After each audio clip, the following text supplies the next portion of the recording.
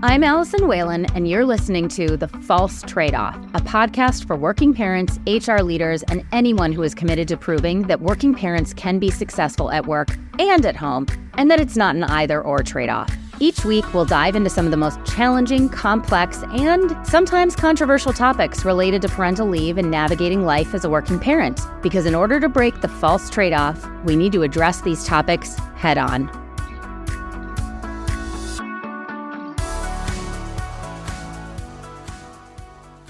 In 2020, in the early days of COVID, most people found themselves picking up new at-home hobbies, making sourdough bread, painting, cooking fancy foods.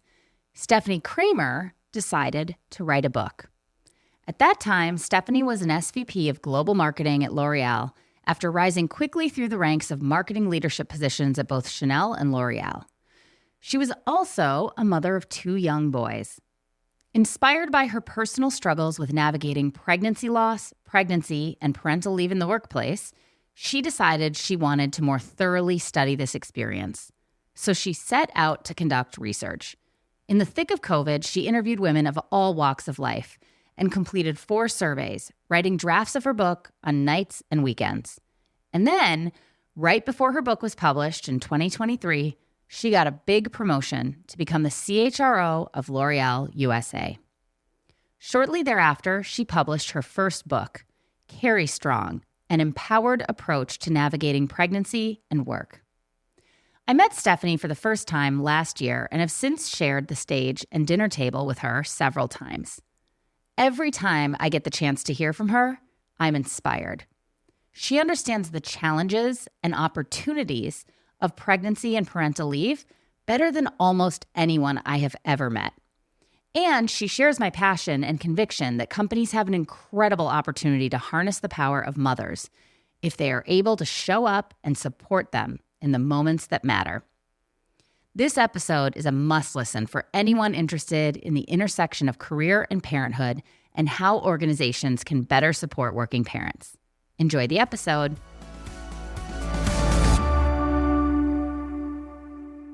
Stephanie, thank you so much for joining me here today on the False Trade-Off podcast. Thank you for having me, Allison. Always love being with you. Now, we know each other very well. We've run in similar circles at different speaking events. And I have, as we were joking before we started filming, I've had the pleasure of discussing your book several times with you, as have many people in private, because you've come and you've graced us with your presence at several dinners that we've thrown with HR leaders. And we realized this is not fair to the rest of the world to keep this in private. We need to bring you on the podcast so that everyone can hear this, because after we've brought you in to speak at these dinners, or I've seen you in other speaking engagements, people rave about your book and the messages you have there. So we don't have a lot of time. We've got about 20 minutes. And so I'm debating, how do we get as much as possible out of this conversation? But maybe let's start with just really quick context setting. You're the CHRO of L'Oreal. You weren't at the time when you wrote this book. You were in a senior position in marketing at L'Oreal. Why'd you write this book? You had a big job, 2 little kids. It was COVID. What in the world were you thinking? You know, it's funny. It's not the first time I've heard that question or reflected back on it myself. But, you know, for me, I had my own experiences more than 10 years ago. As you just said, behind closed doors. I always knew that I wanted to both have a career and be a mom. Super important to me. And in fact, actually, the first part wasn't about having the career that I had a question if it would be possible. And in the very first page of the book, I write, you can have it all, not at the same time, not alone. Well, I never questioned the work part, because I would just work harder, or I would get more education, or I would take a career risk. But the mom part actually hit me head on when I was struggling to get pregnant. It took quite a lot of time. In the beginning of the book, you can hear some of my deepest, darkest stories about almost losing my husband and my first anniversary. And I thought, oh my gosh, that's when I might not be able to be a mom. And that was a really tough piece. But I didn't realize how intrinsic those 2 goals were with each other, and what I really needed is a community of support around me, including at work. So started with my own experience, but it's one that is, you know, a privileged view in an organization with paid leave, with a partner that works. And in fact, with doing that, other people would then come into my office, close the door, and we'd have our hushed conversations. But I knew I needed to talk about it in a bigger way, but I needed to do research, census validated 4-quant studies, interviewing more than 200 plus experts within their field, but also that had that duality of having their career and also being their mom or being on a journey to it. And I wanted to bring that to others so that it wasn't just one story or one way I could give support behind a closed door, but in fact could have this type of conversation in front of it. You spent a lot of time in the book setting context about why is this even a challenge? Why is this a problem? Why is pregnancy in the workplace perceived in society as this really difficult thing? And it's a huge part of the book, that discussion around the problem. Why did you spend so much time and so many words talking about and sort of bringing the reader into your world to understand the context and why we should all care about this? Well, it's exactly that. We all should care about this. So, often when I speak to people, I ask the question, I say, how many of you have worked with a pregnant person? And if every single hand doesn't go up in the room or virtually, then I say, how many of you came from a pregnant person? Because guess what? You're going to continue to experience pregnancy and work, whether it's for you, for your colleagues, for your teammates as a leader. And it continues to affect us just like any major work-life intersection. I think the one thing that COVID did was turn on the lights on, all of our needs and how we show up every day as our human selves, but also that this is a point of attrition within the pipeline for women, similar to as we talk about other parts of work and life later for working women in their careers. But what if it was a point of retention? If this is going to continue to be something that happens, if we're going to continue to grow in our careers, then let's think about it a different way as a point of retention for organizations and for individuals. And so for me, it was important to put that on the table because so many people said, why, how are we still talking about this? And this is what I went through. But guess what? We've also had some pretty big gains in terms of support and flexible work arrangements and different things that we've also started to embrace more, particularly in the US. But for me, I think it's that pivotal moment where I said, all right, why does it always have to be framed as something to get through when in fact, a lot of the women that I spoke with or female identifying birthing people I spoke with said, actually, it was a boost of confidence. And in hindsight, they wish that they would have had that foresight that actually the multi-dimensions of their life and career and the intersection of being a working mom has propelled them. And we never heard those stories. We still were hearing pregnancy is a career killer. And it's like, oh my gosh, okay, there's tough stuff. The tough things don't go away. But we can have more supportive communities. We can have more supportive communities, including at our workplaces. We can help to create them and cultivate them. But also, ultimately, it's also how do we have an empowered journey for ourselves? And so that's why I wanted to change the narrative so that it was balanced, not just to get through, but also on the other side of that boost of confidence can happen too. Can you share a little bit more about the studies that you did? What questions were you looking to answer when you did those studies? So I did 4 different studies, one of 400 women who worked full time while they were pregnant, in which a study had not been done specifically with that because I wasn't asking questions about their physical health or their pregnancy in that way, but about their career and actually about that confidence question or what was their feeling about return to work while they were pregnant or when they were pregnant. And that was really important because it was about their perspective. And often what so many people shared was there's their own perception of themselves and then the fear of maybe what others would think. But how did they actually feel that experience for themselves? So that was really important. Then I actually wanted to stretch the timeline. So sometimes when we say pregnancy and work, people go to the baby bump or maternity leave. Those are like the 2 things they think of. But as you have done such a phenomenal job at extending also the return to work or not space, I also wanted to extend it the other direction until before trying to conceive, before you even think about it, with college age men, women, and non-gender conforming individuals. And I asked them what the perception would be. And in fact, it was actually much more positive, which perhaps was my own biased, conditioned response that I was thinking, oh, it's going to be something tough I have to get through. But it's a very high percentage of those individuals, those college-age students, that said they had thought about becoming a parent and that it did have an impact on their major. And in fact, it actually wasn't negative. It was either neutral or positive, of all genders, by the way. So that was important because I wanted to extend that timeline. And I think, we're not so often talking about parenthood in college, like, okay, that's a very specific subset, maybe specific support, but actually it's important. I remember no one, I think, asked, But I remember saying, you know what, I'm going to do chemistry as my major undergrad because I want to be a dermatologist when I go to med school, because I want to have office hours, because I want to be a mom. Because I told you that was always like top of mind for me. It's funny, I didn't get there, and I'm very grateful for our dermatological partners. But I love that I work kind of close with that space. But for me, I did, but only because someone asked. So that was important. And then the last study that I did was with parents and non-parents of all genders, asking them if parents were an asset in the workplace. And the answer to the question, asked a few different questions, but one of the questions that I really think is powerful is answering that directly, which men with children are most likely to say that they are. So, maybe there's some learning there of like, okay, if there's some groups that don't feel that way, but the most likely to say yes, we need to involve everybody in the table to make sure that we're focusing on this as an opportunity for attention, but also that it's something to celebrate. And so parents can be an asset in the workplace. There are different timelines and ways to think about it. But I wanted to have some numbers to also go with the stories that I found were so powerful. I love your focus on perception, because I think that perception and the stories we tell ourselves are oftentimes some of the most dangerous things. And I would even say managers and the stories they tell themselves. There's a lot of things that's oftentimes left unsaid in this sort of parenting journey that can become problematic. I just want to highlight what you just said, because I know you've mentioned this to me before, but I guess I didn't internalize that when you looked at everyone, men with children had the highest percentage of saying yes, that mothers are an asset in the workplace. Is that what you just said? Parents are an asset in the workplace. So I think including them. Okay. Wow, that is fascinating. And so it's men with children. And then what was on the lower end of that? On the lower end are women without children. Okay. Wow. Interesting. And what did you do when you first saw those results? What did you think?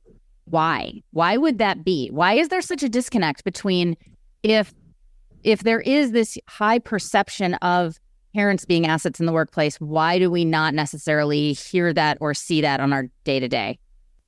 I think there's still the hindsight, that bridge to that confidence that in fact you do get that. So I think you see yourself as an asset because of what you're able to do and continue to grow and what you're learning and developing, et cetera. And maybe if we're still, and to be fair, the people without children, they don't yet know that added benefit. And if we keep framing it to them as something they have to get through that we are not going to make better ultimately for those that will come after us, that perception stays. So for me, there's such an opportunity. It's really like tide rises all ships if we can engage on this topic together. Because in fact, I hope that people that are right now in that BTTC or trying to conceive, in fact, will see it actually as a neutral to a positive to have to become a parent within the workplace. One thing that's interesting about perception, which I think is really important, as in the study of the women who worked full-time while they were pregnant, 1 out of 2 women would say that trying to conceive, not yet being pregnant at work, had an impact on their career. And that's really important because I think when we talk about the first question that pops to mind, similar to the baby bump or the return to work, is how to tell my boss I'm pregnant. So when you mentioned the managers, we have to remember that as managers, as leaders within organizations, you might not know, just like anything, any major life moment, you might not know what someone is going through. That retention begins then. That relationship, that development of gravitas and of trust begins then for parents too. So trying to conceive, somebody could be pregnant at work for 5 years and not yet have a baby, but that relationship with you as a people manager and what you have behind you, even if you are a working parent, you have to make sure that you have that in the back of your mind, but also you recognize that everyone's experience is unique. Mm-hmm. So I think that's just to the point of perception. There's the things you're never going to know. And then there's that change in perception that happens with physical pregnancy, which is something that people still very much feel. And we know actually does have an impact. And I'm going off script here, but I feel like every time I talk to you, I come up with new questions. As you were researching and writing this book, I've heard you mention before that you hesitate to sort of tell people the way to do things because everybody has a different path, right? But in hindsight, are there certain things that you're like, if I could just tell every manager to do this or every person to do that? Like, I know you feel very uncomfortable with that, but I'm going to try and pull some of those things out of you. Sure. Well, the first to address why I feel uncomfortable about it, I was so thoughtful in the book and I read it multiple times back to myself with different readers' lenses. And one was someone who will never be pregnant or think about being pregnant. Another was, how do you support someone who's going through it right now? And another person, maybe that's in hindsight. So I took all those different dimensions. And one, I did not want to put any extra pressure on someone who was struggling, going through fertility treatments, or had it questioning if they wanted to become a parent, by having my super positive tone, empowered approach, or by reading other people's stories and thinking, okay, because they did this way, I should. So I tried to give a lot of space to that.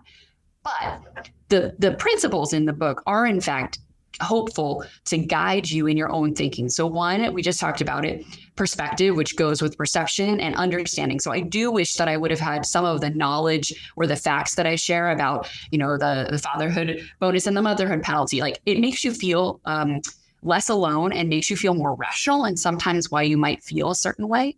Or balance. I absolutely believe in trying to find your own balance, and that work and life balance, like the seesaw, is not real. I very much would give that advice to someone. It's going to shift. It's going to shift all the time, but you're going to slide between those dimensions or many other ones in your life instead of trying to strive for impossible balance. And it very much hit me hard personally with thinking about pregnancy or going through all of the things behind the scenes towards pregnancy. And then the last one that I'll share is the other principle in the book of communication. Those are skills. And I actually do think in the book, and I try to guide this a little bit, both for managers as well as for individuals. And by the way, often with my HR teams talk about it the same in this kind of magic triangle of the HR people, managers, and employees. Communication is so key. And, you and I have talked about it before, but someone could be going through the same thing and they could have the same manager and they could approach it in two different ways. So you could be going through fertility treatments, to use the same example. And some people could come into that conversation and say, I'm going through fertility treatments every morning for the next 2 weeks. I'm going to have an appointment. This is what I need from you. Here's how I'm going to manage it. And another person could say something like, I'm going through something personal. It's not going to affect you right now or our team, but I just want to let you know because it could, and I'm going to need your support. And those could be exactly the same experiences and the same manager. And I think that that's a really important, the personalization piece with the advice of still have the conversation, still think about what you need in that moment, revisit it. I wish that I would have taken that advice a bit myself and maybe kept less alone in my sphere and communicated a little bit more. But I think that's one thing just to take away from the advice, but also recognize that it's going to be different for you and it's going to be different based on who you're having that conversation with too. One of the things that you wrote in your book, and I'm going to probably butcher the way that you wrote it, but there was a line in your book that was somebody saying, I was worried about bad intentions hurting me. I wasn't worried about good intentions. Yes. And that really struck me because I think that oftentimes everyone involved, whether it's HR or your manager or your coworkers, people in general, I believe, have good intentions. And so I think what's so interesting when I read your book is it does allow you to open your perspective and understand what other people are thinking about. And I think if anything, it encourages you not to think of just your own path and your own experience, because yes, I've had 3 children. I certainly do not know what it is like for everyone else. And I've managed several people, but I haven't managed every situation. So I love that line. Okay, I'm going to throw another one that I've never prepped you with. Another question. If you were to write another book about this, or if you were to go back and revise a chapter, what would you add in there that isn't currently in the book that since you wrote it, maybe you learned this or explored the topic a little bit more deeply? One thing that I was very, you heard me already say, I was very excited and proud to extend the timeline back. So to have that BTTC, college-age women, I did focus groups. We talked about the perception of what parenthood could be like. And I really focused on the trying to conceive part, partially, I think, informed by my own experience, but also because we moved into what you hear in the book is it's called the hush. So the secret time, and how that time for some people could be 2 days. You could immediately tell your coworkers, your friends, your family, I'm pregnant. Or for others, it can be, many, many, many weeks. Could be 30 weeks. Okay. So there's that flexibility of that secret time. that was really important for me and part of the book.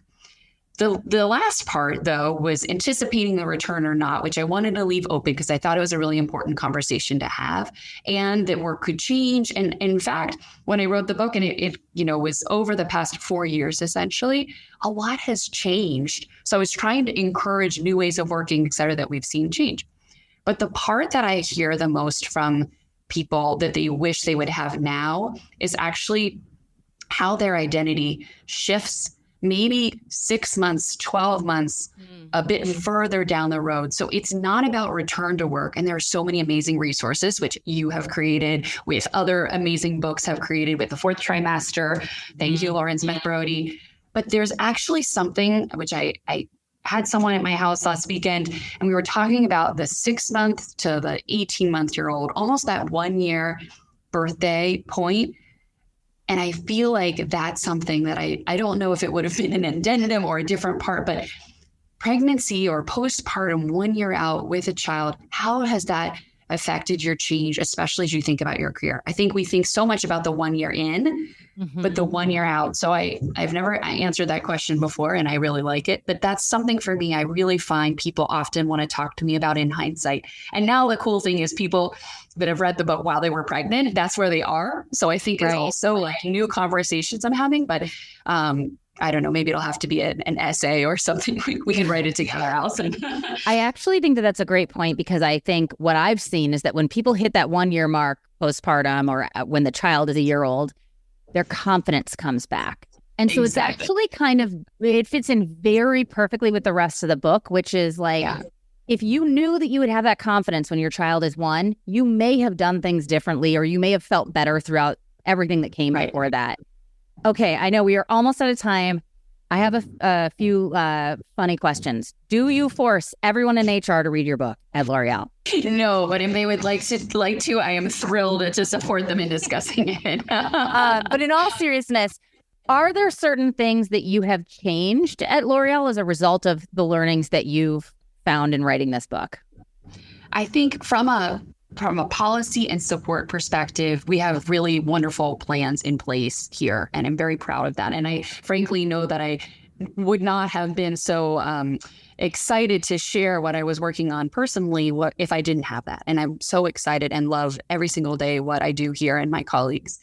It has, though, from the communication standpoint that we were just talking about, helped me, I think, to take a different view than an HR view or even an employee view, and think about more holistically of how do we share what resources we have, not just internally, but actually it has encouraged me a lot to share what we do externally, and not just like Pride, L'Oreal, et cetera, but more like my HR colleagues said, hey, how do you approach this? Would this be something interesting for you? Or we were at an event together and it was like, look, this is something that you may want to consider. And that for me has been the advocacy, not just on what we do here, but also how can the book plus an example, a living, breathing example, also help companies different sizes, public versus private sector, which has been really interesting also to talk about, industries and different parts of the country. And by the way, not to mention that I work for a global organization. So that part for me has been exciting and rewarding, but we constantly are assessing and connecting with our teammates here, but also outside of it too.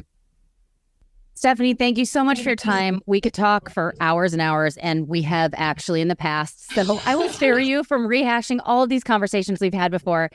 I am so happy that we finally get to send this out into the world. We will link out to your book, Carry Strong, An Empowered Approach to Navigating Pregnancy and Work. Thank you so much for your time today. And thank you, Allison, for everything you've created. And I'm so grateful to have been on this podcast with you. Thank you. Thanks for listening to this episode of The False Trade-Off. Make sure to subscribe if you like what you heard, and give us a follow on LinkedIn to continue the conversation on all things working parenthood and parental leave. Is there a topic you'd love us to cover in a future episode? Drop us an email at hello@parentally.com. And if you're looking for support on preparing for parental leave, head over to www.parentally.com. We have checklists, guides, and other free resources to help you make the experience a little bit easier. That's PARENTALY.com.